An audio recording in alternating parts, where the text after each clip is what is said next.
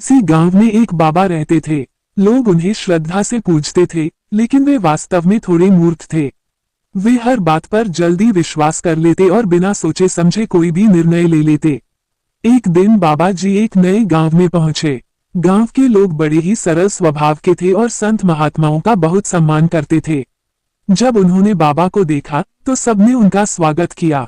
बाबा ने गांव के बाहर एक पीपल के पेड़ के नीचे अपना आसन जमा लिया। कुछ ही दिनों में उनकी प्रसिद्धि फैल गई। लोग उनकी बातों को गंभीरता से सुनने लगे, भले ही वे मूर्खतापूर्ण बातें ही क्यों न करते हों। गांव में एक बुद्धिमान किसान था जिसका नाम रघु था। वह जानता था कि बाबा जी बहुत भोले हैं और कई बार मूर्खतापूर्ण बातें करते हैं। एक दिन रघु ने बाबा जी से पूछा, बाबा जी, क्या आप मुझे अमीर बना सकते हैं? बाबा जी बोले, बिल्कुल, बस एक नियम का पालन करो। सुबह उठते ही सबसे पहले गाय को प्रणाम करो और फिर अपने खेत में जाकर 2 चक्कर लगाओ। इससे तुम्हारे घर में धन की वर्षा होगी। रघु समझ गया कि बाबा जी बिना सोचे समझे कुछ भी बोल देते हैं। उसने सोचा कि यह बाबा की परीक्षा लेने का अच्छा मौका है।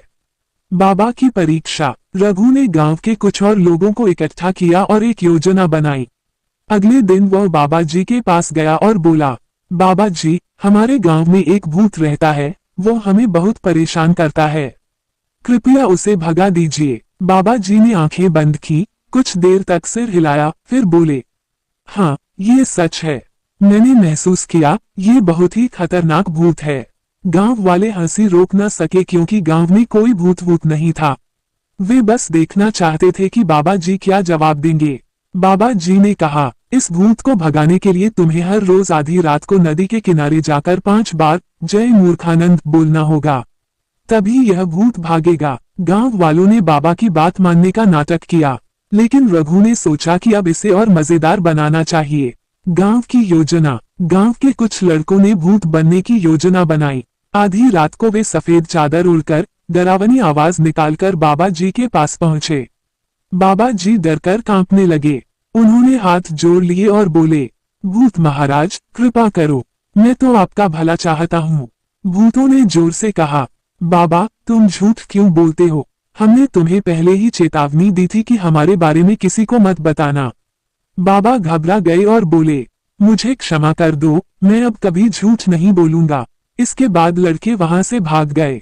बाबा जी को लगा कि उन्होंने सचमुच भूत देख लिया।